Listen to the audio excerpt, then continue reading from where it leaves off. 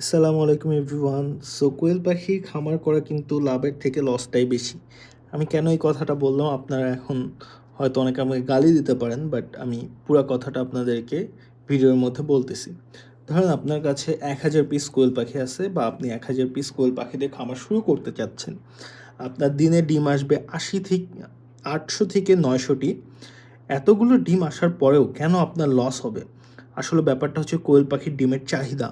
কোয়েল পাখির ডিমের চাহিদা কিন্তু সব জায়গায় সমান না। আপনার ডিম উৎপাদন করতে পারলেও ডিম বেচতে কিন্তু অনেক হিমশিম খাবেন। সো যারা খামার করবেন একটু চিন্তা ভাবনা করে করবেন, আসলেই কি আপনি ৮০০ ডিম বিক্রি করতে পারবেন? যদি দিনে ৮০০ ডিম বিক্রি করতে পারেন, তাহলে অবশ্যই আপনি লাভবান হবেন। এখন বলতে পারেন, ভাই তাহলে বাকিরা কিভাবে লাভ করতেছে? এত ভিডিও আসলে ব্যাপারটা হচ্ছে ওদের এটা ব্যবসা, অ্যান্ড তারা বেশিরভাগই কিন্তু বাচ্চা উৎপাদন করে। বাচ্চা উৎপাদন করলে আপনার লাভটা বেশি থাকে।